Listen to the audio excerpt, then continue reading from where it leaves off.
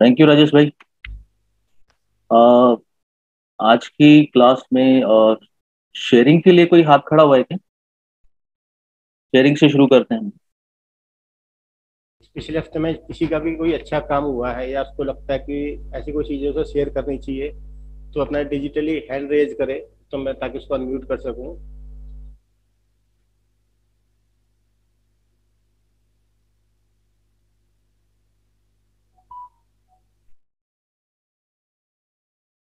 अजय त्यागी जी बोलिए।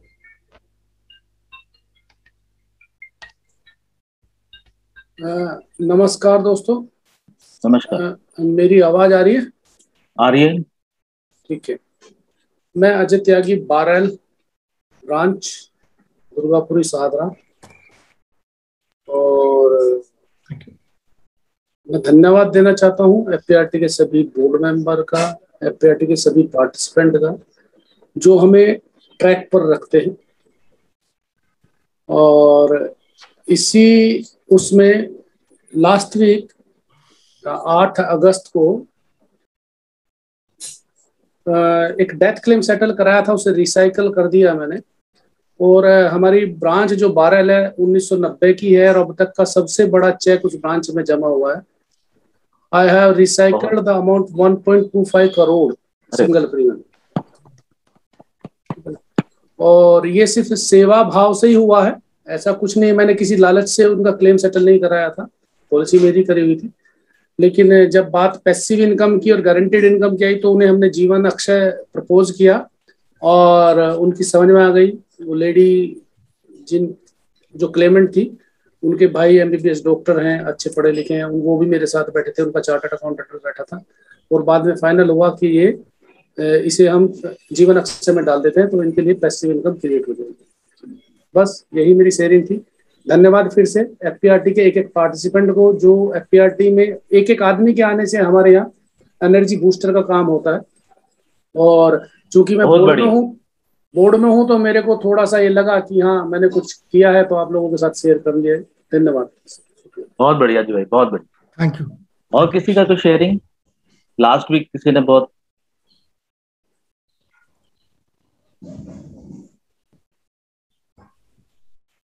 योगेश कुमार जी हाथ उठा रहे हैं। योगेश कुमार जी डिजिटली योगेश कुमार। ऐसे भी पता चलेगा।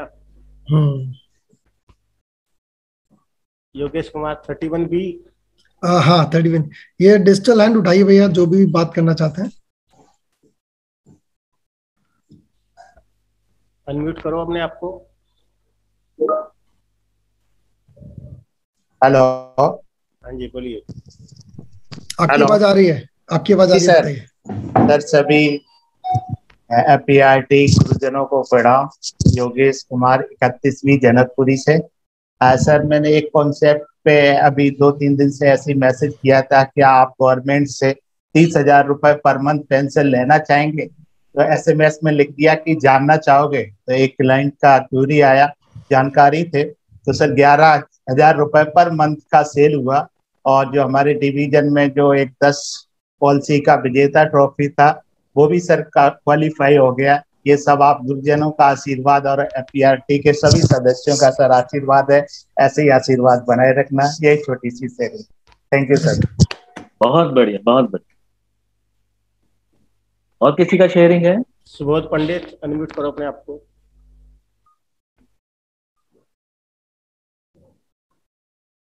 नमस्ते सर, मैं सुबोध पंडित बेंगलोर से हूं और ये मैं दूसरा सेशन अटेंड कर रहा हूं। मुझे श्रीवास्तव जी से मालूम पड़ा। थैंक यू श्रीवास्तव जी पर इस सेशन को बताने के लिए। लास्ट वीक में मेरा मतलब कल का शेयरिंग है। एक फैमिली में अच्छा इनकम है, अच्छे ग्रोथ किए हैं, लेकिन वन मैन शो है। वो इंटीरियर का काम करते हैं, तो उनको कुछ पॉलिसी थी छोटी बहुत चल रहा था। तो मैंने उनको बोला कि आप सब कुछ कर रहे हैं, लेकिन पैसिव गारंटेड पैसिव इनकम का क्या प्लानिंग है? तो बोला रेंट आएगा। हम बोले कि कोरोना में रेंट का तो मालूम है ना क्या हुआ है रेंट का, तो क्या करना चाहिए? हमने कुछ ऐसे करना चाहिए जो बेसिक कम से कम हमारा एक्सपेंसेस सिक्योर हो जाए। तो बोलिए क्या है? तो फ्रेंड्स जीवन उमंग 1,22,803 रुपीज का वो हो गया है, और मिसेस का भी सेम हो रहा है So it's a great achievement for that his family to have a passive income. Thank you, friends. बहुत बढ़िया, बहुत बढ़िया। किसी और का शेयरिंग है? और किसी का हैंड रेज नहीं है फिलहाल। और किसी का नहीं है? नहीं। तो हम लोग आज की क्लास की शुरुआत करते हैं। आज के हमारे स्पीकर, डायनामिक स्पीकर पंकज भाई। एक हाथ खड़ा हुआ है पीके श्रीवास्तव का, ले लेते हैं। हाँ सर, एक मेरी छोटी सी शेयरिंग है। Good morning everybody. Good morning. वो शेयरिंग ये है कि सर हम काम करते जाते हैं। अभी रेफरेंस के जरिए से किसी व्यक्ति का मैंने अच्छा काम किया और वहां से 2 लाख रुपए का प्रीमियम पहले आया था, उन्होंने रेफरेंस दिया, वहां से मेरे 2 पॉलिसीज और मेडिक्लेम आया। उन्होंने फिर मेरे काम से प्रभावित होकर के अभी कल मेरे 2 पॉलिसीज क्लोज करी हैं, तो वो मंथली मोड में है, नैच मोड में है। तो ये रेफरेंस का चमत्कार मैंने देखा कि जब आप किसी ने रेफरेंस दिया है तो वहां आप उसके 100% कॉन्फिडेंस पे आ जाते हो, तो उससे काम आसान हो जाता है। यही सर शेयरिंग थी। Thank you sir. बहुत बढ़िया। और किसी का रेज हो रहा है?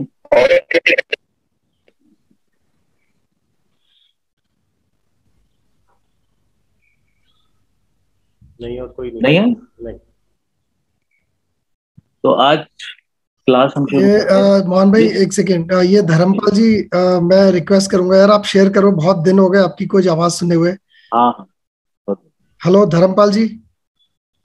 धर्मपाल जी, आवाज आपको आ रही है? हाँ, good morning sir. Good morning जी। बताइए कैसा काम चल रहा है आप लोगों का? काम अच्छा चल रहा है सर। हमें कैसे पता चलेगा जब शेयरिंग आप नहीं करोगे तो? मेरी लगभग टीओटी होने वाली है और लगभग मेरा 30 लाख का प्रीमियम शॉर्ट है टीओटी में। अरे वेरी गुड। अब आप देखो, मतलब बोल ही नहीं रहे हो यहाँ पे, कैसे मोटिवेट होंगे लोग टीओटी करने के लिए? इसका मतलब है आपकी 5 एमडीआरडीज हो गई?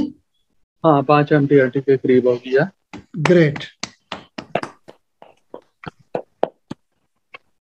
मैं ज्यादातर जो काम करता हूँ वो पेंशन प्रोडक्ट पे ही काम करता हूँ, तो हमने एक बुक बना रखी है, वो फिर मैं नेक्स्ट टाइम शेयर करूंगा पूरी बुक। तो उसी बुक से ही काम होता है, मतलब जो दीपक डाबलिया सर की एक बुक है तो उसी से ही मैं काम करता हूँ। तो पूरी बुक है, तो पूरी बुक तो यहाँ पर अभी शेयर नहीं हो पाएगी, नेक्स्ट टाइम कभी सेशन में करूंगा मैं ना। हाँ, कुछ बातें देखिए शेयर करेंगे तो हम सबका फायदा होगा, हो सकता है उससे कुछ नई बात निकल के आए, राइट? नेक्स्ट टाइम करता हूँ सर मैं उसमें। बिल्कुल, हम वेट करेंगे आपका ध्यान से। बल्कि मैं तो बोर्ड से गुजारिश करूंगा कि एक सेशन हम धर्मपाल जी को क्यों नहीं देते, और धर्मपाल जी मतलब एक सेशन लें, तो I think it will be really great. हाँ जी, हाँ जी, मैं बात करके धर्मपाल से टाइम फिक्स कर लेता हूँ। हाँ, बिल्कुल। Thank you so much Dharmpal ji, thank you so much. मेरे ख्याल से अगला सेशन धर्मपाल जी को दिया जा सकता है। जी, राजेश भाई नमस्कार। उनका ऑलमोस्ट टीओटी होने वाला है। हाँ, मतलब आप देखो ना, छुपे हुए रत्न आपने छुपा रखे राजेश भाई अपने पास, देखो आप निकालो उनको। ये क्या है भाई साहब, ये बहुत खामोश रहते हैं, मनमोहन सिंह जी से बहुत ज्यादा प्रेरित हैं। और इनको एक रिमोट वाली सोनिया गांधी चाहिए, वो मुझे बनना पड़ेगा। बन जाइए प्लीज। चलिए, और किसी का शेयरिंग है जी? नहीं, और कोई शेयरिंग नहीं है। शेयरिंग नहीं है, तो आज को शुरुआत करते हैं। आज पंकज भाई हैं हमारे को, साइकोलॉजी ऑफ मनी पे हमारा टॉपिक रहेगा। पंकज भाई उसके बारे में हमें ध्यान करेंगे। ओवर टू पंकज भाई। Thank you so much Mohan भाई। सभी भाइयों को नमस्कार करता हूँ, दोस्तों को नमस्कार करता हूँ, और अपने बोर्ड मेंबर्स उनको प्रणाम करता हूँ।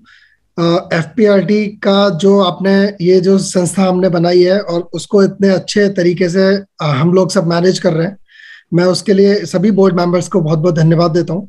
और उस एफपीआरटी की बदौलत ही जितने लोग हैं हम लोग आपस में जुड़े हुए हैं, और एक दूसरे से जब शेयर करते हैं तो एक दूसरे के विकास में उसमें काफी सहयोग मिलता है। और इस एफपीआरटी संस्था का एक मेन उद्देश्य यही है कि हम प्रोफेशनली कैसे अपने प्रोफेशन का नाम ऊंचा करें और सुख और शांति से काम करें, रेदर देन कोई शॉर्टकट्स अपनाएं। क्योंकि जितना हम प्रोफेशनली काम करेंगे, मनी के साथ साथ शांति भी हमारे पास आएगी, right? That is only the object of this FPRT organisation.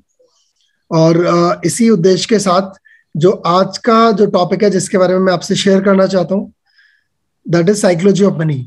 ये टॉपिक इतना बड़ा है, इतना अच्छा टॉपिक है कि हम इससे बहुत कुछ अपने प्रोफेशन के लिए निकाल सकते हैं और अपने जीवन के लिए निकाल सकते हैं। बहुत सारी बातें हैं जो मैंने अपने लाइफ में इसमें इम्प्लीमेंट की हैं और मैं उन्हीं बातों की चर्चा करते हुए मैं आगे अपनी बात रखना चाहूँगा। आज की भी जो ये वेबिनार है या जो हमारा टॉक है, मैं चाहता हूँ कि that should be very interactive और इसको हम लेक्चर के रूप में ना देखें, एक वर्कशॉप के रूप में देखें जिसमें मैं आपसे इंटरेक्शन करना चाहूँगा, आपका रिस्पॉन्स चाहूँगा, जिससे कि ये बहुत यूजफुल और प्रैक्टिकल बन जाए। देखिए, साइकोलॉजी ऑफ मनी पे हम 3-4 बार बात कर चुके हैं, कुछ चैप्टर्स हमने उसमें कवर किए हैं। मैं सबसे पहले आप लोगों से ये जानना चाहूँगा कि जितने भी चैप्टर्स, जितने भी टॉपिक्स हमने शेयर किए थे, उसमें से आपकी क्या लर्निंग्स रही। मैं चाहता हूँ एटलीस्ट 3-4 लोग इस बात को 1-1 मिनट या आधा मिनट में शेयर करें कि what they learn out of it. क्योंकि कहीं ऐसा तो नहीं है कि मैंने आपको बताया कुछ भी और वो ऊपर से निकल गया, या मतलब आपको कुछ याद ही नहीं है या आपने कुछ इम्प्लीमेंट ही नहीं किया। So first I am interested to know कि कितने लोग हैं जिन्होंने साइकोलॉजी ऑफ मनी के कुछ टॉपिक्स को अपने जीवन में उतारा या उन टॉपिक्स को वो याद रखते हैं कि हाँ, ये एक अच्छी बात थी जो हमने वहां से सीखी और जब भी मौका मिलेगा हम उसको इम्प्लीमेंट करेंगे। जो कोई भी बोलना चाहे वो अनम्यूट करके बोल सकता है।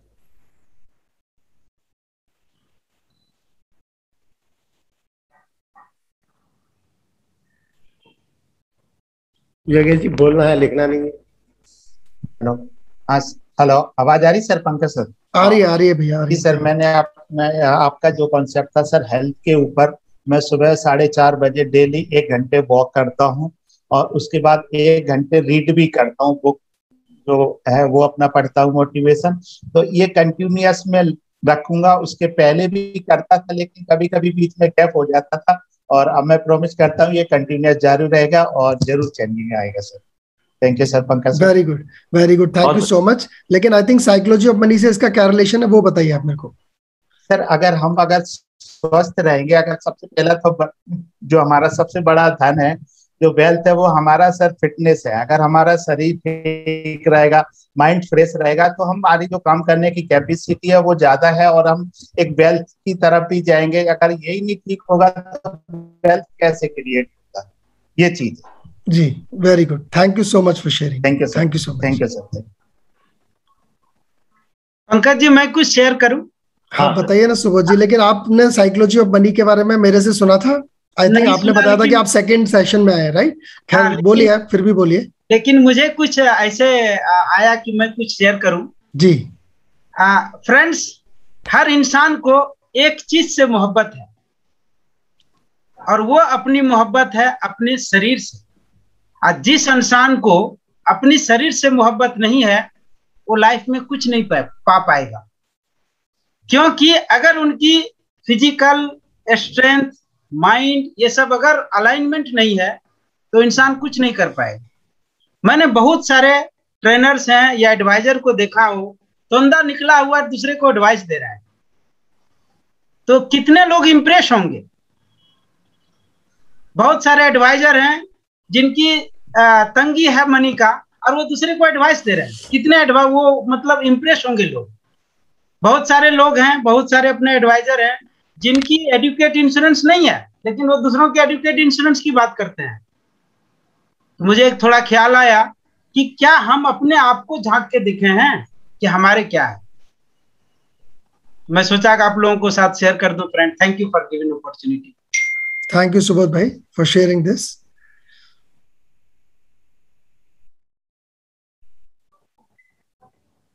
और कोई भी नहीं है, इसका मतलब है कि मैंने जो 2-3 जो लेक्चर्स हमारे हुए थे मई और जून में, मतलब किसी को कुछ याद ही नहीं है, कोई इम्प्लीमेंट ही नहीं कर रहा है, तो इन सारी टॉक्स का फिर कैसे हम फायदा उठाएंगे। हेलो सर, आवाज आ रही है सर?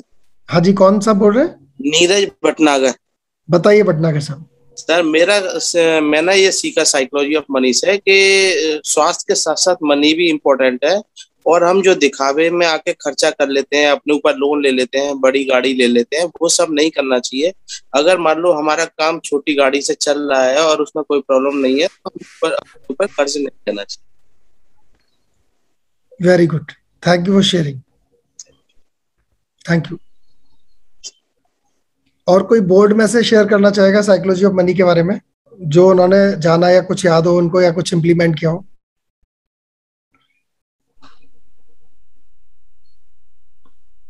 ओके, सो टाइम ना निकालते हुए मैं अपनी बात रखना चाहूंगा आगे। फ्रेंड्स, न्यूयॉर्क टाइम्स में, ये बहुत काम की बात है, सारे लोग प्लीज ध्यान रखें और इसको कोट भी कर सकते हैं। 1955 में न्यूयॉर्क टाइम्स में एक बहुत अच्छी बात आई थी। एक बहुत अच्छी बात क्या आई थी, उसमें लिखा हुआ था कि सबसे ज्यादा लोग जो फाइनेंशियल अपना गोल रखते हैं वो रखते हैं how to retire well. How to retire well मतलब सबके मन में ये ऑब्जेक्ट होता है कि यार हम अपनी रिटायरमेंट कैसे अच्छी करें, हमारी पैसिव इनकम्स कैसे बने, सबका गोल होता है। लेकिन very few takes any action out of it. बहुत ही कम लोग हैं जो इस बात पे एक्शन लेते हैं, विच मीन्स कि 100 लोग सोचते हैं लेकिन मुश्किल से 2 या 3 लोग इस पे एक्शन लेते हैं। दोस्तों, कितना बड़ा फील्ड है हमारा इस चीज को कवर करने के लिए। अगर ये बात हम कोट करें, मैं ये बात अपने जितनी भी मीटिंग्स होती हैं मैंने उसमें कोट करना स्टार्ट कर दिया है। मैं लोगों से कहता हूं कि क्या आपको पता है कि 1955 में न्यूयॉर्क टाइम्स में ये मेंशन हुआ था कि आदमी अपने जीवन का बहुत बड़ा गोल समझता है रिटायरमेंट को, लेकिन सबसे कम प्रयास करता है रिटायरमेंट के लिए अरेंज करने के लिए। ये कितनी बड़ी हिपोक्रेसी है। यानी कि हम मानते हैं इस बात को कि रिटायरमेंट बहुत जरूरी है, लेकिन जब कोई हमारे आगे लाइफ एडवाइजर, पेंशन एडवाइजर हमारे सामने बैठा होता है, वेल्थ एडवाइजर हमारे सामने बैठा होता है, तो हम उसकी बात को अनसुनी करके कहते हैं कि हाँ देखते हैं, चलो अभी नहीं किया लेकिन करेंगे, चलो अभी सोचते हैं। हम ऐसी बातें करने लग जाते हैं। ऐसा क्यों है? देखिए, साइकोलॉजी ऑफ मनी की बहुत सबसे जो इंपॉर्टेंट बात मुझे नजर आई ना, वो नजर आई कि money is more about psychology, not about any formula. आपके पास कितने भी रूल्स हो पैसे बनाने के, कितने भी रूल्स हो वेल्थ क्रिएट करने के, कितने भी रूल्स हो पेंशन बनाने के, लेकिन आप कैसे बिहेव करते हो मनी के साथ, दैट इज मोस्ट इंपॉर्टेंट, और वही आपके जीवन की सक्सेस को डिटरमाइन करता है। आपने देखा है कि जब सेंसेक्स 25,000 गया था मार्च 2020 में, तब भी शेयर बिक रहे थे, खरीद रहे थे। यानी कि कुछ लोग बेच रहे थे, कुछ लोग खरीद रहे थे। यानी कि जो खरीद रहे थे उनकी साइकोलॉजी क्या होगी, उनका बिहेवियर क्या था, और जो बेच रहे थे उनका बिहेवियर क्या था। यानी कि दोनों ही लोग हमेशा एग्जिस्ट करते हैं। एंड डेफिनेटली मार्केट 25,000 इसलिए थी क्योंकि जो बेचने वाले थे उनकी संख्या खरीदने वालों की अपेक्षा बहुत ज्यादा थी। नहीं तो सेंसेक्स 40,000 से 25,000 2-4-5 दिन में नहीं हो सकता था। आप समझ रहे हैं? यानी कि how people behave that time. सबको लगा कि दुनिया खत्म हो जाएगी, पैंडेमिक आ गया, पता नहीं बर्बाद हो जाएंगे सब लोग। लेकिन कुछ लोग ऐसे भी थे जिन्होंने सोचा कि कोई भी पैंडेमिक, कोई भी महामारी 6 महीने, 1 साल, 2 साल से ज्यादा नहीं रहती। जब नहीं रहती तो चीजें फिर से इंप्रूव होंगी, और जब इंप्रूव होंगी तो फिर से मार्केट ऊपर आएगी और वो प्रॉफिट बना सकते हैं। और दोस्तों, ऐसा ही हुआ। 6 महीने के अंदर अंदर मार्केट फिर से 50,000 सेंसेक्स को टच करने लगी। यानी कि वहां पे जो साइकोलॉजी थी, कई लोग इतने डर गए, उन्होंने सब कुछ बेच दिया, उनको लगा कि दुनिया खत्म हो गई है, and they started selling the things, right. तो ये साइकोलॉजी इतनी इंपॉर्टेंट है कि अगर हम अपनी नहीं समझे तो हम क्लाइंट की कैसे समझेंगे। तो ये टॉपिक मेरे दिल के इतने करीब है, तो मैं इस टॉपिक का, इस जो साइकोलॉजी ऑफ मनी के टॉपिक पे, इसके जो चैप्टर्स हैं उसको फिर से मैं एक बार आपको रिवाइज करने के लिए शॉर्ट में बताता हूं, and then we can move ahead for that. और ये इतना जरूरी है कि अगर जो आप मुझसे सुन रहे हैं, मुझसे जान रहे हैं आप बातें, अगर आपने अपने परिवार से, अपने क्लाइंट से, अपने प्रोस्पेक्ट से अगर इसकी चर्चा करते रहे तो आपको ये याद रहेगा। लेकिन अगर आपने इस बात की चर्चा नहीं की, बस सुन लिया, उसको इम्प्लीमेंट भी नहीं किया, तो फिर से आप भूल जाएंगे। और ये ऐसा ही है कि जैसे आपने 45 मिनट या 1 आवर यहाँ पे दिए लेकिन आपने कुछ भी नहीं पाया, तो ये आपके समय की बर्बादी है। ऐसा मत करिए। कोशिश करिए कि जो बातें यहाँ पे सुन के जाए, जो डायलॉग्स हैं। अब जैसे योगेश भाई ने शेयर किया कि उन्होंने एक मैसेज भेजा क्लाइंट्स को कि आप ये कर सकते हैं, वो कर सकते हैं, और एक क्लाइंट का सामने से फोन आता है कि साहब ठीक है, मेरी 11,000 रुपये महीने की पॉलिसी कर दीजिए। देखिए, हम अगर लोगों से कुछ स्पेशल बातें नहीं करेंगे तो लोग आपको कैसे स्पेशल मानेंगे। हर कोई प्रोडक्ट की बात करता है, हर कोई प्रोडक्ट की बात करता है। मैं अपनी एक शेयरिंग करना चाहता हूँ। एक फ्रेंड है जिसके साथ मैंने चार्टर्ड अकाउंटेंसी का कोर्स किया था, वो 15-20 साल, वो मेरी शादी में भी आया था, लेकिन उसके बाद क्योंकि मोबाइल तब होते नहीं थे तो टच में नहीं रहे। अचानक 18 से 20 साल बाद वो कैसे टच में आया, उसने मुझे कॉल किया।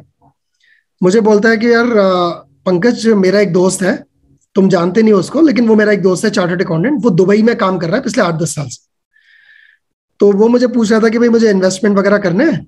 तो मैंने कहा कि यार मैं तो एक ही बढ़िया आदमी को जानता हूँ, वो है पंकज अग्रवाल, तो तुम पंकज अग्रवाल से बात करो।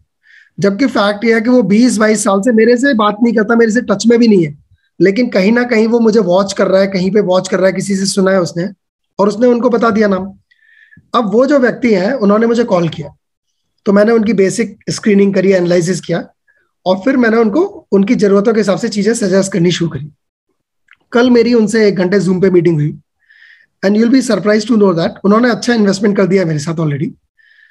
पिछले साल उन्होंने एक अच्छी खासी जीवन शांति पॉलिसी भी मुझसे ली, सब दुबई में बैठ के, क्योंकि दुबई से वो आए नहीं है 1.5-2 साल से। कल उन्होंने बोला कि पंकज भाई आप बिलीव नहीं करोगे, हर महीने दुबई में भी मेरे को 8-10-15 कॉल आते हैं मेरे बैंकर के, प्रॉपर्टी डीलर के, ये इन्वेस्ट करो, वो बोलता हूँ मेरे को किसी पे भरोसा नहीं है, मैं सुनता ही नहीं हूँ। जब भी मैं इंडिया जाता हूँ वो बैंकर आके बैठ जाता है मेरे साथ, बोलता है ये प्लान ले लो, वो प्लान ले लो, बोलता है लेकिन जब आपसे बात करी तब मेरे को समझ में आई कि आप तो कोई मुझे प्लान ही नहीं बता रहे हो, आप तो ये बार बार पूछते हो कि आपको क्या चाहिए, आपको क्या चाहिए, आपकी जरूरत क्या है, आपके बच्चे कितने हैं, आपको रिटायरमेंट के लिए क्या चाहिए, आपने रिटायरमेंट के लिए कुछ किया कि नहीं। बोलते आप किसी प्रोडक्ट की बात ही नहीं करते हो। तो मैंने कहा this is how we create the difference, यानी कि लोगों को पता लग जाता है आपकी बातें सुन के कि आप उनके पीछे पड़े हैं बिजनेस के लिए, या आप उनके लिए पीछे पड़े हुए। जिस दिन आपको एक क्लाइंट को समझ में आ गया कि आप उनके लिए पीछे पड़े हैं, ना कि उनके अपने बिजनेस के लिए पीछे पड़े हुए, वो फिर आपके पीछे पड़ जाएगा कि यार ये करो मेरा, ये करो, ये करो। हमें वो डिफरेंस क्रिएट करना पड़ेगा, और एफपीआरडी का यही उद्देश्य है कि कैसे प्रोफेशनली हम ऐसा कुछ एनवायरनमेंट क्रिएट करें कि लोग हमारे पीछे भागे, ना कि हम लोगों के पीछे भागे। जिस दिन पूरा दिन आपका इतना बिजी हो इनकमिंग कॉल्स के लिए, आप समझ लेना कि आप बिल्कुल प्रोफेशनल हो गए, आप बिल्कुल ऐसे व्यक्ति हो गए जिसके पीछे क्लाइंट भागते हैं। लेकिन अगर आप आउटगोइंग कॉल्स कर रहे हैं बार बार, इसका साफ मतलब है कि आपके पास प्रोस्पेक्ट्स नहीं है, you are trying to get the prospects, आप कॉल पे कॉल करे जा रहे हैं। तो इस स्थिति में अपने आपको लाना पड़ेगा कि हमारे पास सिर्फ इनकमिंग कॉल्स रह जाए, यानी कि लोग आपको चेज कर रहे हैं, भैया मेरा ये रिटायरमेंट प्लान कर दे यार, मुझे टर्म इंश्योरेंस लेना, मुझे ये लेना है, यानी कि कुछ भी उनको अगर दिमाग में आता है फाइनेंशियल डिसीजन, तो आप ही याद आने चाहिए। हमें ऐसा माहौल क्रिएट करना ही होगा, and that will lead you to the success, एंड तभी आपको अपने प्रोफेशन में एक अच्छी सक्सेस मिलेगी। क्योंकि ये जो लोगों को चेज करना है, ये बड़ी पेनफुल प्रक्रिया है। यहीं से आदमी हताश होता है, 10 लोगों को कॉल करते हैं, 2 हमारी बात सुनते हैं, उनमें से फिर 1 बिजनेस देता है, नहीं देता, बाकी के 9 लोग हमें निराशा में कई बार ले आते हैं। तो क्यों हम उस निराशा में पड़े? क्यों ना ऐसा एनवायरनमेंट क्रिएट करें कि जब भी कोई आदमी सोचे बिजनेस के बारे में, प्लानिंग के बारे में, तो उसको सिर्फ आपकी याद आनी चाहिए। और साइकोलॉजी मनी ने वास्तव में मेरी बहुत हेल्प की है, बिकॉज इस बुक को पढ़ के, इस बुक को कई बार पढ़ के, इस बुक की चर्चा करके डिफरेंट प्लेटफॉर्म्स पे, मेरे को ये समझ में आता है कि हम कहाँ पे गलती करते हैं, कहाँ पे प्रैक्टिकली हम लोगों की साइकोलॉजी को नहीं समझते, और कहाँ पे हमें ऐसा कुछ करना चाहिए कि हम लोगों को समझ पाए, लोग हमें समझ पाए, और वो हम पे ट्रस्ट करें। राइट? तो सबसे पहला जो उसमें जो चैप्टर था that was no one is crazy. देखिए ये क्लाइंट को समझने के लिए बहुत इंपॉर्टेंट है। कई क्लाइंट हमें बेवकूफ नजर आते हैं, कई क्लाइंट लगता है कि यार ये क्यों ऐसे कर रहा है, यार ये तो अपने पैसे को डुबोने की बात कर रहा है। आप में से कितने ऐसे लोग हैं, लिखिए जरा चैट बॉक्स में, जिनके क्लाइंट्स बिटकॉइन में डील करते हैं, या जिनके क्लाइंट क्रिप्टो करेंसीज में डील करते हैं। आप यस यस लिखिए जरा।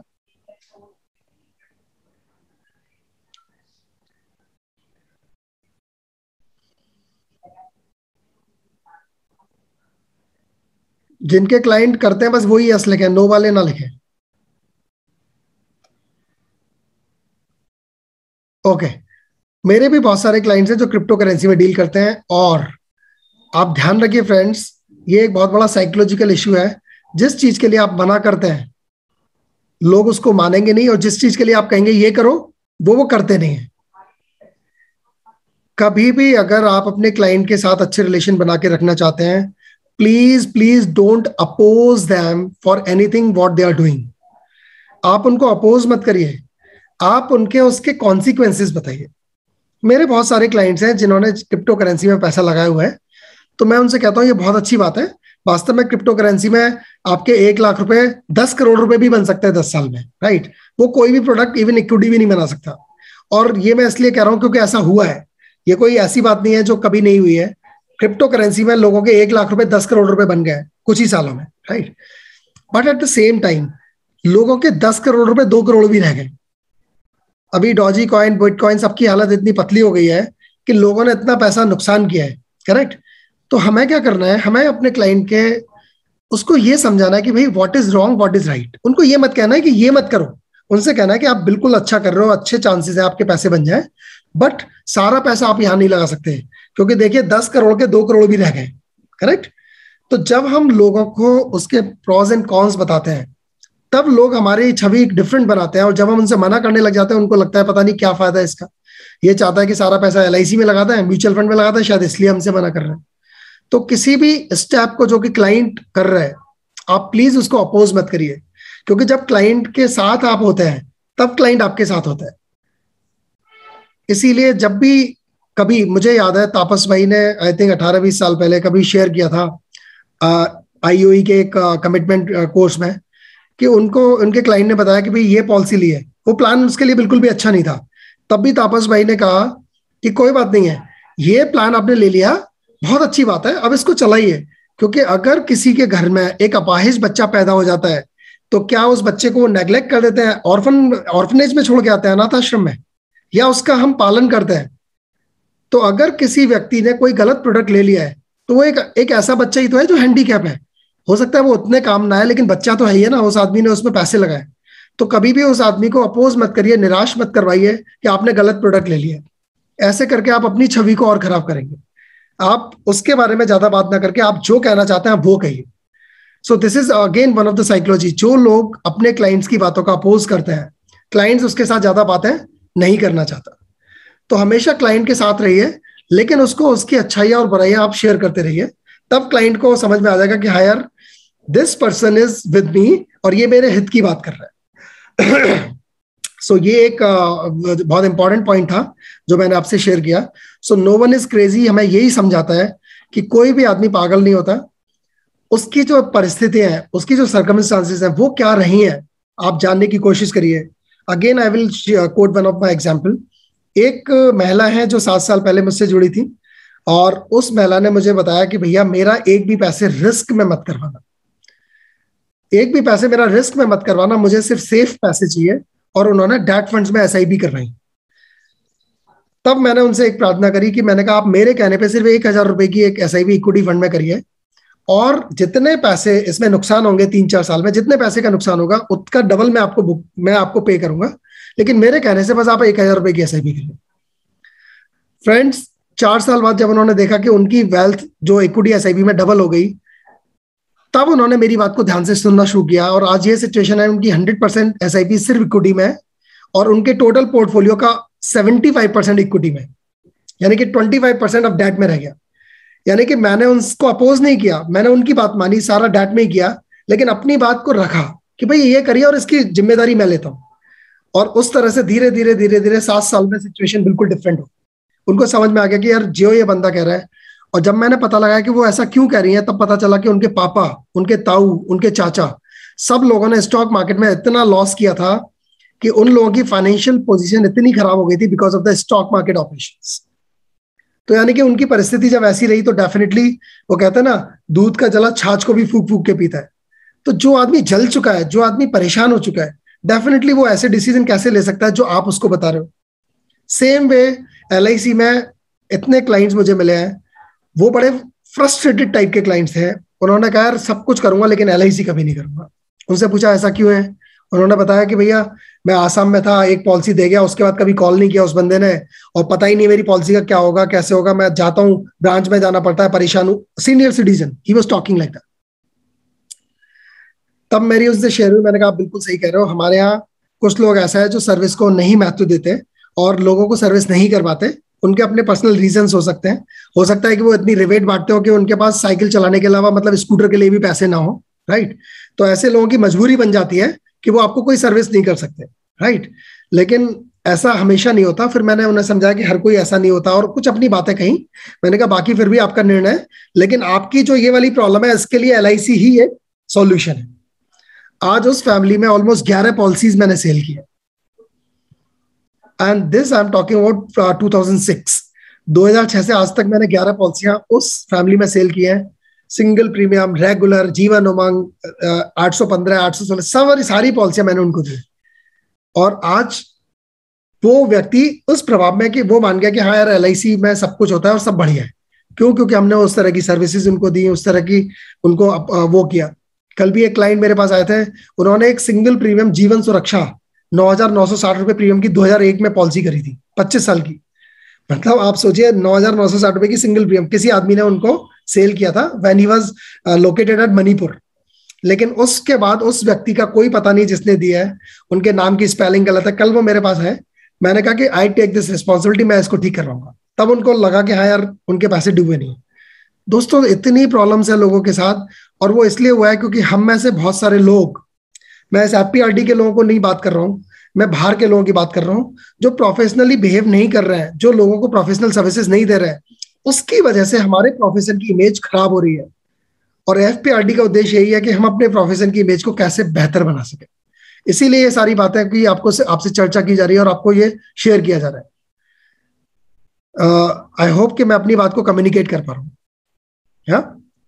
ओके दोस्तों, लाइफ में हम बहुत फॉर्चुनेट हैं। मैं इसलिए कहूंगा क्योंकि ऐसे बहुत सारे लोग हैं जो आए दुनिया में और चले गए, और जिन्होंने सेंसेक्स कभी 53,000 54,000 नहीं देखा। लाइफ में ऐसे बहुत सारे लोग हैं जिन्होंने नरेंद्र मोदी जी को नहीं देखा। लाइफ में ऐसे बहुत सारे लोग थे जिन्होंने डिजिटाइजेशन को नहीं देखा। आज की डेट में डिजिटाइजेशन एक ऐसी बड़ी चीज है जो भारत को एक ऐसे लेवल पे पहुंचा रही है। मैं आपको बताना चाहूंगा, गोल्ड रिजर्व्स में हम दुनिया के पहले 4 कंट्रीज में आ गए। हम फॉरेन रिजर्व्स में दुनिया के पहले 4 कंट्रीज में आ गए, जो कि ये एक सपना था। जो मतलब हम 15वां स्थान, 20वां स्थान, 50वां स्थान हमारा ऐसा होता था, आज हम 4थे स्थान पे आ गए। ऐसे बहुत सारे लोगों ने जो ये बेहतरीन समय नहीं देखा, and we are so fortunate कि हमने ये बेहतरीन समय देखा है। उसी तरह से जिन लोगों ने अपनी जिंदगी में डिप्रेशन देखा है, नेगेटिविटी देखी है, उनके फाइनेंशियल डिसीजंस बहुत डिफरेंट होते हैं। कई लोगों को हम मजाक में कहते हैं तू बहुत कंजूस है, लेकिन उस कंजूसियत के पीछे हो सकता है उनकी लाइफ में कोई ऐसी बात हो, उनकी घटना हुई हो, उन्होंने बचपन में अपने पेरेंट्स को सूखी रोटी खाते हुए देखा हो, जिसकी वजह से उनके अंदर वो नेचर आ गया। लेकिन हम कहते हैं वो कंजूस है यार, वो तो पैसे ही खर्च नहीं करता। लेकिन उसके पीछे क्या है, we should try to find out. और ये चैप्टर यही बात कहता है कि आप किसी भी आदमी को पागल, कंजूस ये सब मत समझिए, पता लगाइए कि उनकी हालत ऐसी क्यों हुई है। They must be some reason. और जब आप उस रीजन को पता लगा लेते हैं और जब आप उनकी प्रॉब्लम को हिट करते हैं, तब वो हमेशा जिंदगी भर के लिए आपके हो जाते हैं। और ये साइकोलॉजी ऑफ मनी सिखाती है कि कैसे लोगों को अपना बनाए, कैसे लोगों को आप अपना बना सकते हैं। राइट। सो ये पहले चैप्टर ने हमें मैसेज दिया था। दूसरा चैप्टर था लक एंड रिस्क। आप अपनी लाइफ में बहुत सारे लोगों को सक्सेसफुल देखते हैं। आप में से भी देखा होगा, अभी एक एग्जाम्पल बहुत अच्छा राजेश भाई ने शेयर किया था। हमारी मीटिंग हुई थी, अरोड़ा जी के बेटे की शादी होने वाली है, तो उन्होंने एक बहुत अच्छी पार्टी रखी थी। सब लोग, हम बोर्ड मेंबर्स मिले थे 10 अगस्त को। तो राजेश भाई ने वहां पे एक शेयर किया कि यार एक आदमी ने अपने लेक्चर में इंश्योरेंस के बारे में बड़ी बड़ी चीजें बताई, बहुत अच्छी बातें बताई, टू एस्टेब्लिश कि वो व्यक्ति बहुत ज्यादा जानता है इंश्योरेंस के बारे में। और उस क्लाइंट के पास राजेश भाई जब गए तो राजेश भाई को वहां से 60 लाख रुपए का प्रीमियम मिल गया। मतलब बता कोई और रहा है, लेकिन संबंध क्योंकि हमारे अच्छे हैं, हम लोगों को हित में बात करते हैं, उनके लाइफ में क्या चल रहा है उससे हम थोड़ा सा अपनी जानकारी बढ़ाना चाहते हैं, लोगों की लाइफ में देखते हैं कि उनकी क्या प्रॉब्लम्स है और उनको दूर करने की कोशिश करते हैं, तो फिर कोई भी कुछ भी समझा जाए, लोग आपके पास आएंगे।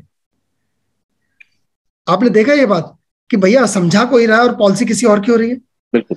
आपके साथ भी ऐसा हुआ होगा कि आप समझा रहे हो, किसी और की पॉलिसी हो गई, या कोई और एजेंट समझा रहा हो, पॉलिसी आपके पास लेने आगे client. This is how it happens. तो जब कोई और समझाता है और पॉलिसी आपकी हो रही है, तो इसका मतलब क्या है? यू आर लकी और नॉट। ये क्या है? ये लक है आपका। तो हमेशा ध्यान रखिए, जब आदमी सफल होता है उसके पीछे सिर्फ कर्म काम नहीं करते, उसका लक भी काम करता है। यानी कि लक और रिस्क दोनों चीजें साथ साथ चल रही होती है। जब आदमी रेस में होता है ना, तो जो फर्स्ट है उसी को गोल्ड मेडल मिलता है, सेकंड को सिल्वर और थर्ड को ब्रॉन्ज मेडल मिलता है। लेकिन जो फोर्थ है, आप देखिए जरा, फोर्थ व्यक्ति कुछ मिली सेकंड से पीछे रह जाता है और वो उसको कोई भी मेडल नहीं मिलता। यानी कि वो जो थर्ड, सेकंड और फर्स्ट है, they are luckier than that fourth one, लेकिन फोर्थ वन ने अपने कर्मों में कोई भी कमी नहीं छोड़ी। एक मिली सेकेंड से छोटा सा पीछे रह जाना, लेकिन उसको कोई दुनिया याद नहीं रखती। आपको पता है ब्रॉन्ज मेडल के बाद चौथा स्थान किसका है किसी ओलंपिक में? किसी को पता हो तो आप मुझे बताइए। हमारी लाइफ में लक और रिस्क हमेशा साथ साथ चलते हैं, और ऑथर ने एक बहुत ब्यूटीफुल स्टोरी इसके साथ शेयर की। वो थी बिल गेट्स और उनके एक फ्रेंड पॉल एलन की। बिल गेट्स और पॉल एलन बचपन से साथ में थे। पॉल एलन बिल गेट्स से भी ज्यादा होशियार थे। बिल गेट्स ने बताया कि अगर आज पॉल एलन होते तो वो मुझसे भी ज्यादा रिच और मुझसे भी ज्यादा सक्सेसफुल होते। लेकिन हुआ क्या कि एक बार माउंटेनियरिंग के लिए एक कैंप गया, और उसमें बिल गेट्स को भी जाना था, लेकिन बिल गेट्स नहीं गए। लेकिन उसमें पॉल एलन चले गए, और पॉल एलन की माउंटेन से गिर के डेथ हो गई। यानी कि आज बिल गेट्स जिंदा रहे, वो माउंटेनियरिंग के लिए नहीं गए, तो आज वो इतने बड़े सक्सेसफुल आदमी बन गए। और वो बंदा जो गया वहां पे उसने रिस्क लिया, एंड ही इज नो मोर। दूसरा एग्जाम्पल मैंने शेयर किया था कि जब आप एक गाड़ी में बैठे होते हैं, आगे फ्रंट सीट पे दोनों लोग बैठे होते हैं, एक ड्राइवर सीट पे एक दूसरी सीट पे, और मान लो रिवर्स साइड से एक ट्रक आता है बहुत तेजी से। अब वो ट्रक किस साइड से हिट कर रहा है कार को, ये डिपेंड करता है आप कितने लकी हैं या आपके साथ कितना रिस्क चल रहा है। सो लक और रिस्क आर द ट्विंस, ये दोनों ट्विंस है, ये हमेशा साथ साथ चलते हैं। लेकिन आपकी मुलाकात लक से होती है, रिस्क से होती है, ये आपकी किस्मत के ऊपर डिपेंड करता है। कई बार हम सफलता जो लोग होते हैं उनको सफल मान लेते हैं, उनको देखते हैं वो बहुत सफल है, तो हम ये भूल जाते हैं कि बहुत सारा लक का भी उसमें सहयोग है जिसकी वजह से आज वो सफल है। और हम क्या करते हैं भूल से, वो जो कर रहे हैं ना उसको कॉपी करना शुरू कर देते हैं, एंड फिर पाते हैं कि यार वो एफर्ट तो हमारे लिए काम ही नहीं कर रहे। हमें ब्रॉड पैटर्न देखना पड़ेगा, यानी कि हमें 50 सक्सेसफुल लोगों को देखना पड़ेगा और उनमें क्या चीज कॉमन है जिसकी वजह से वो सफल है। यहाँ पे मैं आप लोगों से एक विनती करता हूं, आप अपने बारे में एक पॉइंट जरूर मेंशन कीजिए चैट बॉक्स में कि अगर आप सफल मानते हैं अपने आप को तो what is the reason behind that success.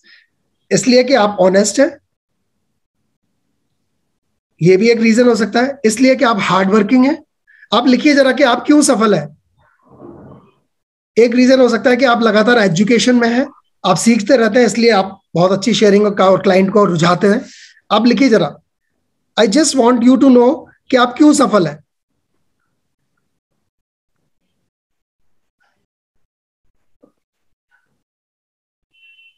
Learning, regular education, honesty, hard work, focus है आप, bear focus, okay. Ready to help है आप, Pradeep Jain ji, very good. Service standard आपके अच्छे हैं, ऑनेस्टी, लर्निंग, ऑनेस्ट।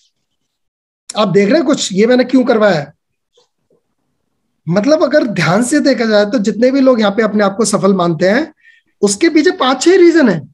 यानी कि people are honest, people are hard working, people are educating themselves, learning है, पीपल, लोगों का सर्विस स्टैंडर्ड अच्छा है, सर्विस करते हैं, लोगों की हेल्प करते हैं, राइट, कम्युनिकेशन पावर अच्छी है। आप देखो जरा, अब आप एक बात बताओ, अगर मुझसे कोई पूछे कि सक्सेस का मंत्र क्या है, सक्सेसफुल होने का मंत्र क्या है, तो अगर ये 5-6 चीजें बता दी जाए, आप मुझे बताइए इनमें से कौन सी चीजें जो आपको लगता है बहुत टफ है। ऑनेस्टी, ऑनेस्टी कितनी टफ है बताइए। ऑनेस्टी एक्चुअली बहुत टफ है, क्योंकि क्लाइंट को गलत बोलने से अपने आप को रोकना, इसमें बहुत दम चाहिए, नहीं तो हम उल्टी सीधी बातें करके उसको प्रोडक्ट बेचने की कोशिश करता है। और जो लोग ऑनेस्टी करके और तब भी क्लाइंट ना ले तो और फिर भी आ जाते हैं और फिर भी ऑनेस्ट रहते हैं, ये बहुत बड़ी बात है। तो ऑनेस्टी इज टफ ऑल्सो, लेकिन जिसने अपनी हैबिट में उसको इनकलकेट कर लिया है, यानी कि जैसे कहते हैं ना, जिस आदमी को मॉर्निंग वॉक की आदत है उसके लिए मॉर्निंग वॉक करना टफ है, या जिसको मॉर्निंग वॉक की आदत नहीं है उसको टफ है? इसको नहीं। एग्जैक्टली तो इसका मतलब है अगर हम ऑनेस्ट बनने की आदत, यानी कि हर बात पे सच बोलना, हर बात को एज इट इज बताना, उसको अपनी हैबिट बना लेंगे तो honesty is really not tough. Learning, education में आना कितने लोगों के लिए टफ है? Tell me. लिखिए जिसके लिए टफ है वो लिखो टफ। आप देखिए कितने सारे प्लेटफॉर्म है जो आप फ्री ऑफ कॉस्ट आपको एजुकेट कर रहे हैं। FPRD का प्लेटफॉर्म है, ऐसे बहुत सारे प्लेटफॉर्म है जो आपको फ्री सेमिनार्स देते हैं, फ्री वीडियोस हैं यूट्यूब पे। Is it really tough to get education? Definitely not. पैसे भी नहीं चाहिए, कुछ भी नहीं चाहिए, और आप एजुकेट कर सकते हैं अपने आप को। सर्विसेज देना लोगों को, इज इट टफ? लिखिए जरा चैट बॉक्स में, टफ है क्या? किसी की हेल्प करना। देखिए हम मानव पता क्यों है, हम मानव इसीलिए है क्योंकि हमारी इंटेंशन सच्चित आनंद, हम सत्य बोलते हैं, राइट। हमारा सुंदर चित्त है और हम आनंद में रहते हैं हमेशा, राइट। मानव का स्वभाव है लोगों की हेल्प करना। क्या ये टफ काम है? अगर ये टफ काम नहीं है तो फिर ये भी हमारे लिए हम अच्छा hard working. Servicing is tough for me, okay Rahul Shah. देखिए इन सारी बातों को जो लोगों ने बताया उनमें से कुछ भी टफ नहीं है। We just need to take a call. आप समझ रहे हैं? और जब आप ये सारी चीजें करेंगे तो रिस्क की क्वांटिटी आपकी लाइफ में कम हो जाएगी। अब एक बात बताइए, जो आदमी अच्छी सर्विसेज देता है उसको कम रिस्क है, जो गंदी सर्विस देता है उसको ज्यादा रिस्क है? डेफिनेटली उसको ज्यादा रिस्क है। अगर हम एजुकेट कर रहे हैं अपने आप को तो हमारा रिस्क कम होगा कि नहीं उस बंदे की अपेक्षा जो कि अपने आप को लर्निंग ही नहीं कर रहा, एजुकेट ही नहीं कर रहा, जो सेमिनार्स में ही नहीं आता। डेफिनेटली जो आदमी सेमिनार्स अटेंड करता है, एजुकेट करता है, उसका रिस्क लाइफ में कम हो जाता है। Are you getting it? तो लक और रिस्क में से अगर आप लक के पास जाना चाहते हैं, लक को अडॉप्ट करना चाहते हैं, तो ज्यादा से ज्यादा वो काम करिए जो आपको सक्सेस की तरफ ले जाते हैं, जिससे रिस्क होने की प्रोबेबिलिटी आपकी क्या हो जाएगी, धीरे धीरे धीरे धीरे कम हो जाएगी। तो ये मैसेज ऑथर ने अपने सेकंड चैप्टर में दिया है कि लक और रिस्क है तो ट्विंस, लेकिन आप चूज कर सकते हैं कि आप लक के साथ ज्यादा रहना चाहते हैं या रिस्क के साथ ज्यादा रहना चाहते हैं, राइट। थर्ड बात कही है नेवर एनफ। ये चैप्टर मेरे दिल के बहुत करीब है, नेवर एनफ। देखिए एक पार्टी चल रही थी, उस पार्टी में जो होस्ट था वो एक ऑथर के पास जाता है। उस पार्टी में एक ऑथर भी होता है जो किताब का लेखक है। उस ऑथर से कहता है कि अभी अभी मेरे दोस्त का फोन आया है, तुझे पता है कि आज उसने उतने पैसे कमाए जो तू पूरे साल में भी नहीं कमाता, तू पूरे साल में $2 लाख भी नहीं कमाता, उससे ज्यादा पैसे आज उसने एक ट्रेड में कमाए, एक डील में कमाए। तो ऑथर बड़ा मजेदार जवाब देता है कि यार उसने पैसे तो बहुत कमाए हैं लेकिन उसके पास एक वो चीज नहीं है जो मेरे पास ही है। तो उसने कहा ऐसी क्या चीज है जो आपके पास ही है उसके पास नहीं है? बोलता है he doesn't have enough and he will never have enough. यानी कि उसके पास कभी भी एनफ नहीं होगा। मेरी आवाज कम आ रही है क्या? मेरी आवाज ठीक है? क्लियर है? ओके ओके ओके, क्लियर है। यस, कोई एक मैसेज आया था कि मेरी आवाज लो है तो मैंने सोचा आपसे पूछूं, हो सकता है उनके स्पीकर में प्रॉब्लम हो। So what I was saying is कि उन्होंने बताया था कि he will never have enough. Basically enough एक ऐसी बात है जिससे लोग कई बार कंफ्यूज कर जाते हैं कि अगर एनफ होगा तो मैं फिर काम क्यों करूंगा। ऐसा नहीं है दोस्तों। देखिए एनफ एक ऐसा रियलाइजेशन है जिसमें आपको यह पता लग जाता है कि अगर मैं अब ज्यादा पीछे भागा तो मुझे पछतावा होगा। हर किसी व्यक्ति को अपना एक गोल पोस्ट बनाना पड़ता है। गोल पोस्ट का मतलब है कि मेरा लक्ष्य है, और जब वो लक्ष्य अचीव हो जाता है तो वो क्या करता है, गोल पोस्ट को और आगे बढ़ा देता है। ये जनरली ऐसा होता है। लेकिन कई बार लोग उस गोल पोस्ट को पाने के लिए अपने जीवन की वो सारी बातें खो देते हैं, वो सारी इंपॉर्टेंट चीजें मिस करते हैं जो उनको नहीं करनी चाहिए। ऑथर वो मैसेज देना चाहता है, विच मीन्स व्हाट। एक एग्जाम्पल उन्होंने दिया है रजत गुप्ता। रजत गुप्ता का नाम बहुत फेमस है, वो गोल्डमैन सैक के डायरेक्टर थे। गोल्डमैन सैक एक बहुत बड़ी कंपनी है वर्ल्ड की, जो 2008 में दिवालिया भी हो गई थी। हुआ क्या था कि रजत गुप्ता ऑर्फनेज थे, पहले अनाथ थे, बहुत मेहनत करी उन्होंने, IIM वगैरह से स्टडी करी, बहुत मेहनत के बूते पे बहुत अच्छे उन्होंने मुकाम पाए, और उनके पास $700 मिलियन की नेटवर्थ हो गई। $700 मिलियन का मतलब है, आप ये मान के चलिए कि अगर मैं मानूं तो it is around 5,000 crore rupees, 5,000 crore रुपए। जिस आदमी के पास 5,000 करोड़ रुपए हो, आप उसको गरीब मानेंगे, अमीर मानेंगे, वेल्दी मानेंगे, क्या मानेंगे? लिखिए चैट बॉक्स में, what will you consider that person. उन्होंने क्या किया, एक मीटिंग चल रही थी उनकी गोल्डमैन सैक में, जहां पे एक इंफॉर्मेशन ये आई थी कि वारेन बफे उनकी कंपनी में इन्वेस्ट करने वाला है, और as per the code of conduct उनको ये राइट नहीं था बिल्कुल भी कि वो उस बात को कहीं भी लीक करें, कहीं भी किसी को पहुंचाएं। लेकिन उनको लालच आ गया, उनको ग्रीड आ गई। जिस आदमी के पास 5,000 करोड़ रुपए, समझ लो वो उसको भी लालच अपने से अछूता नहीं रखता। क्यों? क्योंकि उनको पता नहीं था व्हाट इज एनफ, एनफ कितना है, करेक्ट। उन्होंने क्या किया, टॉयलेट के बहाने वो उस मीटिंग से निकले और अपने एक दोस्त को फोन कर दिया कि मेरी कंपनी के जितने शेयर खरीद सकता है खरीद ले, और फिर हम बाद में बात करेंगे, और वापस आ गए उस मीटिंग में। उस बंदे ने बहुत सारे शेयर खरीद लिए। 2 घंटे के बाद जब ये बात पब्लिक हुई कि वॉरेन बफे उस कंपनी को खरीदना चाहता है, तो फिर लोगों ने उस शेयर खरीदना शुरू करा, और उस व्यक्ति को इतना जबरदस्त प्रॉफिट हुआ। लेकिन जैसे ही उसमें फिर इन्वेस्टिगेशन हुआ तो पता चल गया इनसाइडर ट्रेडिंग हुई है, और रजत गुप्ता को कई साल की जेल हो गई। अब आप एक बात बताइए, रजत गुप्ता ने ये स्टेप जो उठाया पैसे कमाने के लिए, क्या वो स्टेप ठीक था? ऑथर एक छोटा सा मैसेज देना चाहता है कि आपके पास जो है, कहीं आप कुछ ऐसे काम ना कर लें कि जो हाथ में है वो भी चला जाए, और आप उस चीज को पाने के लिए वो कर रहे हैं जिसकी आपको जरूरत नहीं है। यानी कि कई बार हमारी लाइफ में हमारे को जिस चीज की जरूरत होती है, हम उस चीज को खो देते हैं उस चीज के लिए जिसकी हमें जरूरत नहीं। अब बताइए आपको किस चीज की जरूरत है और जो आपके पास है? रेपुटेशन, आपकी फैमिली, वो लोग जो आपको प्रेम करते हैं, जो आपकी फैमिली है, आपसे प्यार करते हैं, राइट? आपकी संतुष्टता, आपकी हैप्पीनेस, आपकी फ्रीडम, ये सारी वो चीजें हैं जिनकी कॉस्ट पे आपको उस चीज के लिए पीछे नहीं भागना जिसको हम पैसा बोलते हैं। पता चला हम पैसे के लिए इतना भागे हैं, अपने गोल पोस्ट को इतना आगे बढ़ाते जाएं कि हम इन चीजों को लूज कर जाएं, हम अपनी शांति को लूज कर जाएं। तो ऑथर ये मैसेज देना चाहता है कि what is enough, you should understand it. क्योंकि कई लोग दे नेवर हैव एनफ, उनके पास एनफ कभी नहीं होता, और वो जिंदगी की मारामारी में, रैट रेस में हमेशा भागते रहते हैं। तो अपने जीवन में पहचानिए what is enough for you, right? जिससे कि हम वो चीजें ना खो दें जो हमारी जीवन में कीमत रखती है।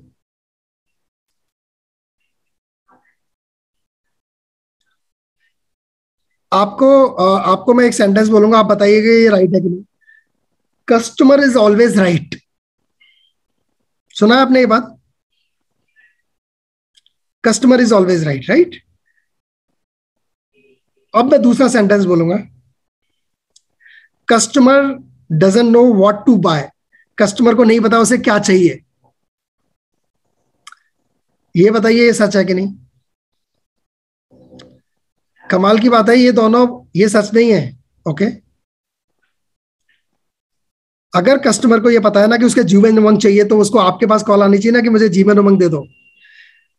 वो कॉल करेगा मुझे जीवन शांति दे दो, वो कॉल करेगा मुझे म्यूचुअल फंड दे दो।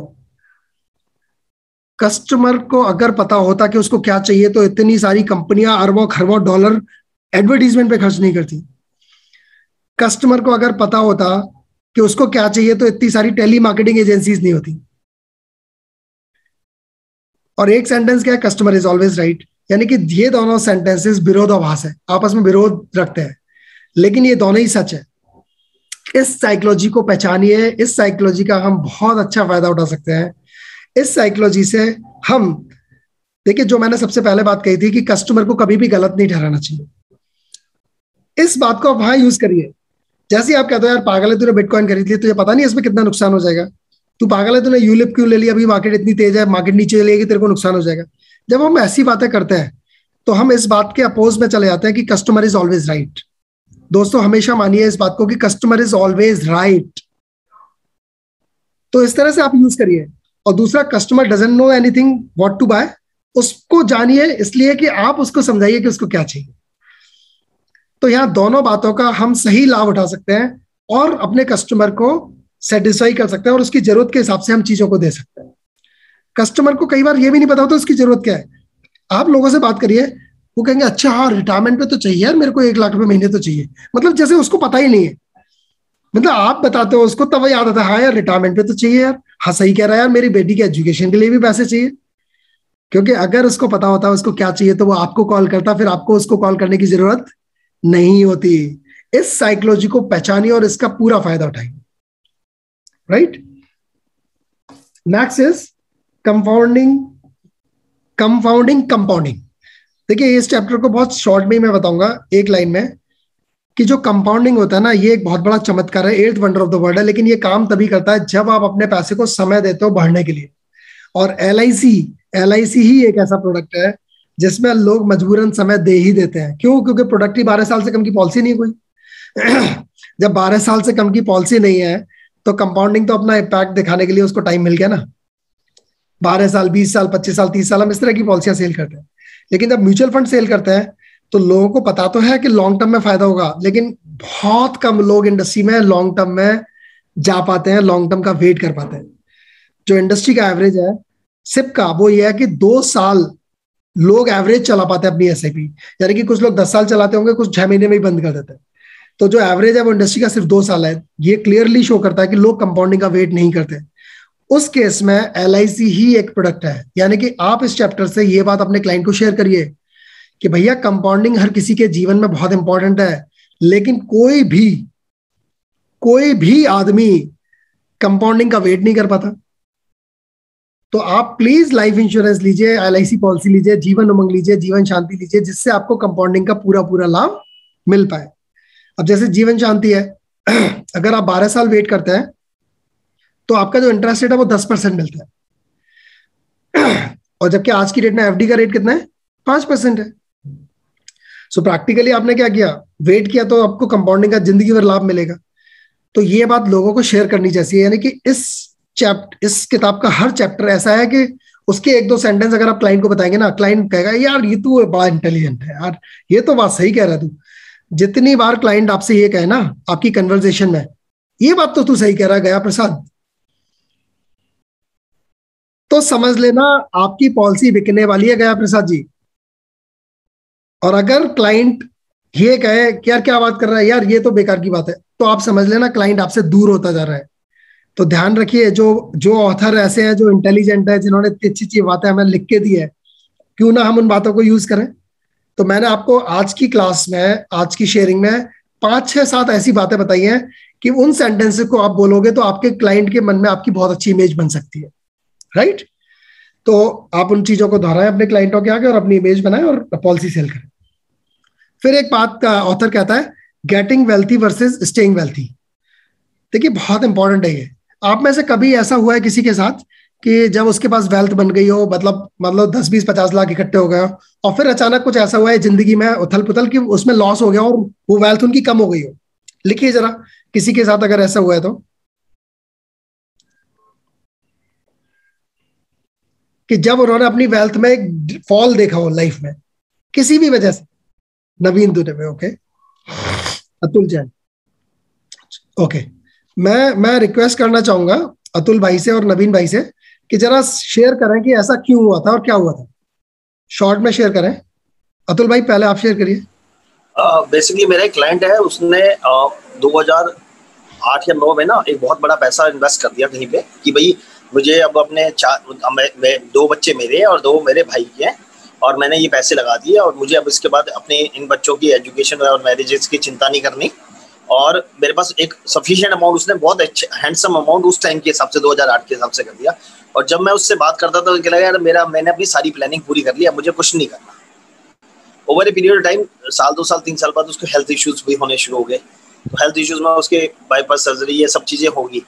और उसके बाद उसका जो बिजनेस लॉस हुआ ना, तो जो उसने अगले अपने बच्चों के 10-12 साल पहले आगे के लिए प्लानिंग करी थी ना, वो सारी की सारी पैसे उस बिजनेस लॉस में पूरे हो गए।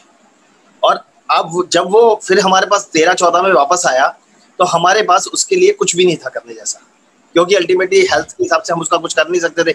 जब वो हेल्दी था तो उसने हमारी बात नहीं सुनी, और जब हेल्थ नहीं रही तो हम उसको कुछ नहीं कर पाए। तो उसको काफी मतलब आज तक अब उसके बच्चे बड़े हो रहे हैं तो अपने बच्चों के साथ वो हमारे साथ प्लानिंग कर रहा है। अपने छोटे वाले भाई की उसने मेरे से काफी अच्छी प्लानिंग करी, या उसने कुछ इन्वेस्टमेंट्स करी मेरे साथ मिल करके। तो ऐसा है कि जब लगता है कि भाई हमने लमसम बहुत बड़ा अरेंजमेंट कर लिया, जो हमारी LIC प्लान में हमेशा कंपनी क्लाइंट्स को भी ये बोलता हूँ कि C+D = R, जो हमारे गोपीनाथ सर सिखाते हैं, कमिटमेंट और डिसिप्लिन से ही आपका रिटर्न्स आती हैं। तो जो LIC है ना, वो सिर्फ LIC कमिटमेंट लंबी देती है कि चलती रहती है, नहीं तो नॉर्मली लोगों को जो चीज दिखती है वो खत्म हो जाती है या स्पेंड हो जाती है। मैं बस मेरी तरफ से इतना ही। Thank you so much Atul भाई। बल्कि ये बात अगर हम कोट करेंगे, सपोज क्लाइंट के पास कोई आदमी कहता है यार अभी नहीं चाहिए बाद में देखेंगे, उसको ये कोट कर दो, यार तेरी हेल्थ तो आज अच्छी है ना, कल का पता ही नहीं है। और बता सकते हो कि मेरे दोस्त के क्लाइंट थे, उनके साथ ऐसे ऐसे हुआ था, फिर उनकी हेल्थ खराब हो गई, उसके बाद कुछ भी नहीं कर पाए वो। तो ये सारे जो एग्जाम्पल्स है we can always quote. Very good, thank you so much. हाँ नवीन भाई बताइए। आपकी आवाज नहीं आ रही नवीन।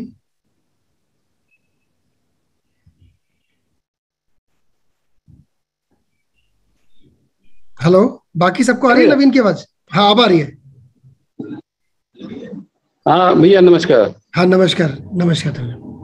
हाँ एक्चुअली मेरा एक क्लाइंट है जो वो क्या करते, कंपनी बनाते थे 2-4 साल में, फिर कंपनी को बेच देते थे। तो एक बार क्या हुआ कि उन्होंने कोई कंपनी फॉरेन के साथ कोई टाई अप किया, अपने कंपनी को बेचा, तो उसमें मतलब वो कंपनी डिफॉल्ट कर गई इनसे, बहुत बड़ा ये करके, मतलब 50-60 करोड़ ऐसा कुछ था। तो उसमें कंपनी डिफॉल्ट कर गई, इनको कॉन्ट्रैक्ट करके। बाद में पता नहीं क्या हुआ कि बाद में फिर उनका पैसा सारा डूब गया, मतलब एक पैसा इनको मिला नहीं। हेलो। हाँ, तो वेल्थ मतलब खत्म हो गई उनकी, राइट? हाँ, उनकी काफी वेल्थ जो है 50-60 करोड़ का वेल्थ उनका जो है डूब गया। बाहर की कोई कंपनी थी और कॉन्ट्रैक्टिंग के साथ किया और समझ गया, बाद में अपने आप को डिफॉल्ट कर गए। मैं समझ गया। तो नवीन, ये एग्जांपल्स हैं कि भैया वेल्दी बनना एक अलग बात है और वेल्दी रहना एक अलग बात है। एग्जैक्टली जी भैया, करेक्ट। ये जब ये एग्जांपल, हाँ, ये क्लाइंट हमारे जो है ना बड़ा साइकोलॉजिकली बहुत ही मतलब अप डाउन बहुत जाते, कभी 1 मिनट में बहुत ज्यादा खुश हो जाते हैं, कभी 1 मिनट में बहुत ज्यादा नाराज हो जाते हैं, कभी पता चला बच्चे की बर्थडे पार्टी में 10-20 लाख रुपया खत्म कर दिया, कभी पता चला LIC की पॉलिसी ले रहे हैं तो मतलब पता उनको लाख रुपया ही बहुत ज्यादा लग रहा है। बिल्कुल बिल्कुल। तो यही चीजें हमें कोट करनी है बाकी क्लाइंट्स को, बाकी लोगों को ये एग्जाम्पल देना है, तब जाके हमारी बातें बनेंगी, क्योंकि ये रियल लाइफ एग्जाम्पल है। अगर क्लाइंट हमसे कोई क्रॉस क्वेश्चन करता है तब भी हम उनको बता सकते हैं कि हाँ ये क्योंकि आपके साथ हुआ है, करेक्ट। तो ये सारे लाइव एग्जाम्पल इसीलिए ऑथर कहता है। तो लोगों को बताइए कि भैया वेल्दी बनना एक अलग बात होती है और वेल्दी रहना अलग बात होती है। और अगर आप वेल्दी रहना चाहते हैं तो LIC पॉलिसी के अलावा और कोई ऑप्शन नहीं है, क्योंकि यहाँ पे LIC डिफॉल्ट नहीं करेगी, आपको सेंट्रल गवर्नमेंट डिफॉल्ट नहीं करेगी और आपके पैसे आपको मिलेंगे। Are you getting it? तो ये जो ऑथर है वो हर चैप्टर में हमारे लिए, हम एक जो फाइनेंशियल एडवाइजर है उसके लिए एक बहुत अच्छी बात कह रहा है जो हम अपने क्लाइंट को कोट कर सकते हैं। इसीलिए ये किताब मेरे दिल के बहुत करीब है। मैं कोई ना कोई चैप्टर, कोई ना कोई बात है क्लाइंट से शेयर करता रहता हूँ पूरे दिन में, और इसीलिए क्लाइंट्स मुझसे बात करने के लिए उनको अच्छा लगता है, वो मेरे साथ बैठना चाहते हैं। अभी वो सिचुएशन है कि भाई मेरे को ही कहना पड़ता है, अभी नहीं, अभी थोड़े दिन बाद देखते हैं, फिर अगले सप्ताह मिलते हैं, यार अभी नहीं मिल सकता। ये सिचुएशन है। क्लाइंट को इतना मजा आना चाहिए आपसे बात करके कि आपसे अपॉइंटमेंट ले क्लाइंट, और ये तभी पॉसिबल है जब हम ये अच्छी बातें अपने व्यवहार में लेके आएंगे, उनको बातों में लेके आएंगे। And that was the object. Time 9 बज गए, टाइम आज का कंप्लीट हो गया है। मेरी रिक्वेस्ट है कि आगे हम इसको बाद में कंटिन्यू करेंगे। तो मेरी रिक्वेस्ट है मोहन भाई, आप प्लीज आगे, मैं आपको माइक फिर से हैंड ओवर करता हूँ, तो आप। थैंक यू पंकज भाई, बहुत ही बढ़िया सेशन रहा आज का, बहुत कुछ सीखने को मिला हम लोगों को। Thank you so much, thank you. तो आज का हम लोग